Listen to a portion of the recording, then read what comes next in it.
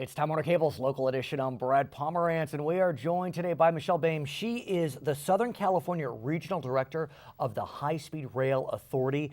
It's been a few months, but there was a groundbreaking in Fresno. I understand you were there. The governor was there. The mayor of Fresno was there.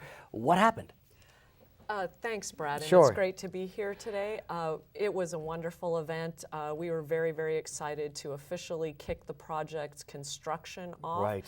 That is something that I think is not widely understood about the project, particularly here in Southern California, that we do have $2.2 billion worth of awarded construction contracts, and so we do have construction underway. What does that mean exactly? I mean, are there rails on the ground, or I presume you need to do a little more before the rails actually go on the ground? Exactly. The very first thing that you do is you go out and you basically prep the site and prepare it basically to lay the rails. So these construction contracts that we have underway right now are focused on the civil infrastructure. So they go and they clear the right of way. They grade the right of way so that the rails can come in and be laid later. They relocate utilities. They build the bridges that we'll need. They do all of that great work that ultimately will lead to the rails being laid once it's complete. So you mentioned there's $2.2 billion of contracts, but what you hear often is, but the project's going to cost close to $70 billion. Do we have the money needed to complete the project? Where are we on that? We have a plan to complete the project. We are moving forward with this public infrastructure project very similarly to the way that we've done other big public infrastructure.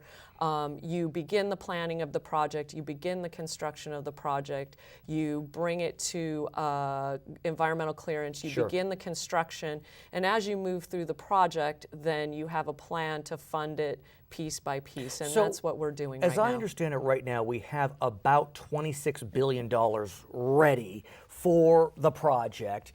Is it standard to have a chunk of it ready up front and then you keep collecting as the project marches forward? Absolutely, that is normal, and as the project begins to come to fruition, we obviously have the voter-approved bond funding for the project. We also have some federal funding for the project. We were granted some of the proceeds of the cap and trade dollars on an ongoing basis. Right, and I understand that's been key. Yes. Because the bond markets, to the extent you look toward bonding, they like seeing revenue sources that are consistent. Yes, and so that was a permanent allocation of those funds, and that's the kind of money that you can then use to leverage the financial markets to pay for the project. So I recently was in Taiwan.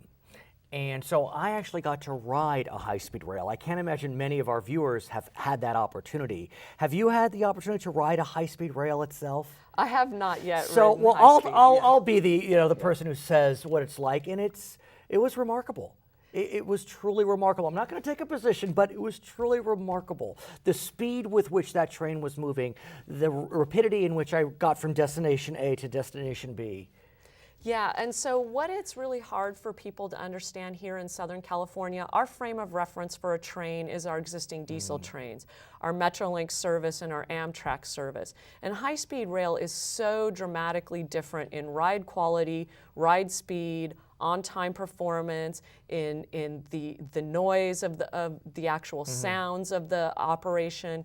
It's just a whole different kind of train ride. It is not your father's train. It is not your father's train. When can we expect at least part of the high-speed rail system to be open? Do we know? So we are underway, as you know, in construction right now with the goal to open high-speed rail to operations by early next decade in 2022. Her name is Michelle Boehm. My name is Brad Pomerance. It's Time Warner Cable's local edition.